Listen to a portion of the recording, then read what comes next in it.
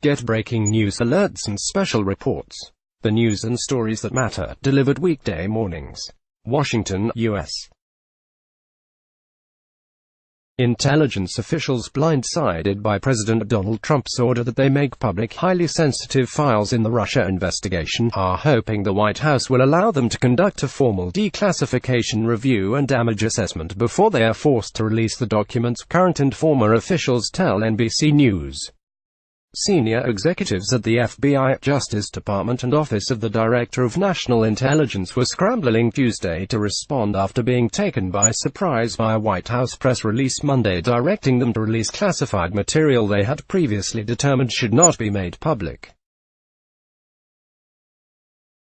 At issue are documents the FBI used to convince a federal judge in 2016 to allow electronic surveillance of Carter Page, a Trump foreign policy advisor with ties to Russia.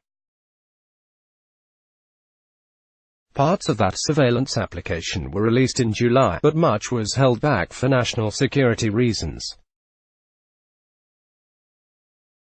Trump ordered some of that still-secret material released, as well as classified reports of all FBI interviews in connection with the application.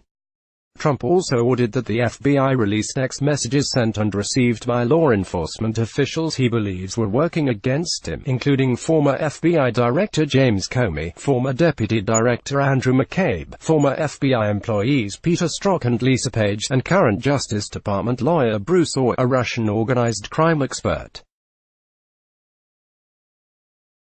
Sent on unclassified systems, the text messages should not contain top-secret material.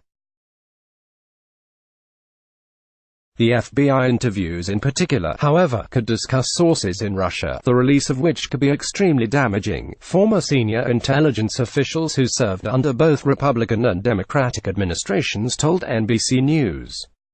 In response, the Justice Department and the FBI announced Monday they would begin a declassification review of the material.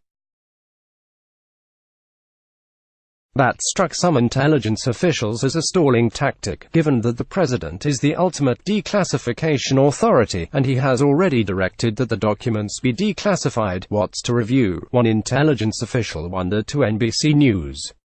But officials remained hopeful Tuesday that the White House would allow the declassification review to go forward, even as they expressed private outrage that Trump and his allies in Congress were seeking to disclose secret information for what appeared to be purely political purposes.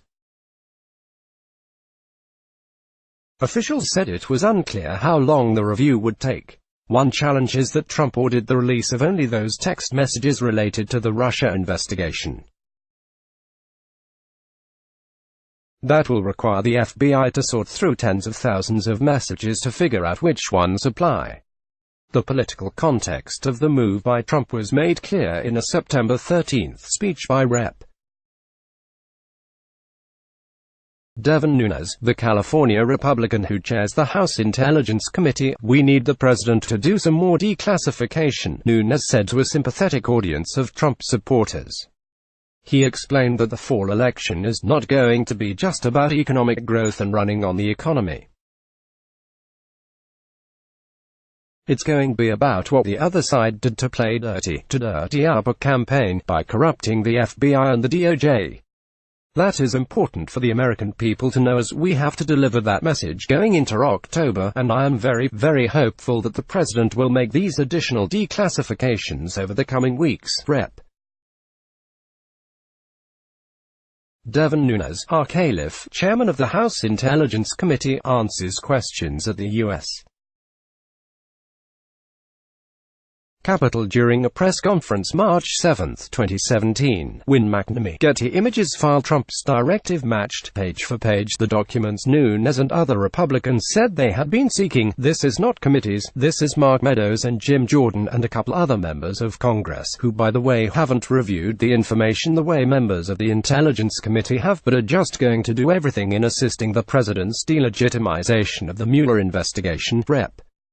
Jim Himes of Connecticut, a Democratic member of the House Intelligence Committee, said on MSNBC's Morning Joe, several senior congressional Republicans, including House Speaker Paul Ryan and House Oversight Committee Chairman Trey Gowdy, declined to comment on the president's move when asked by NBC News. although Nunes has not personally read the surveillance application, according to multiple U.S.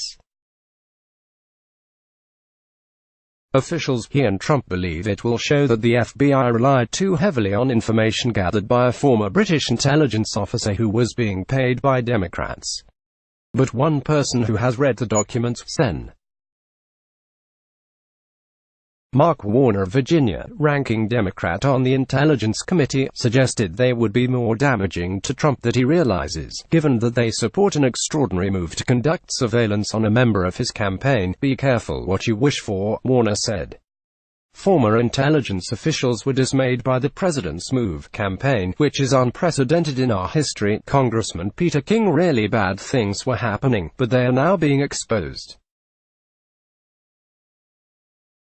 Big stuff. Donald J.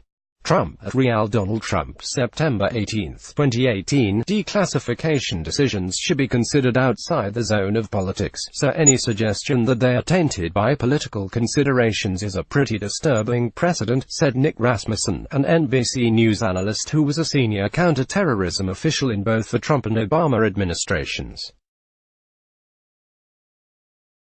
Speaking on MSNBC's Andrea Mitchell reports, John Brennan, who was CIA director under Obama but also served as an intelligence official during Republican administrations, said it was highly inappropriate and unethical for Mr.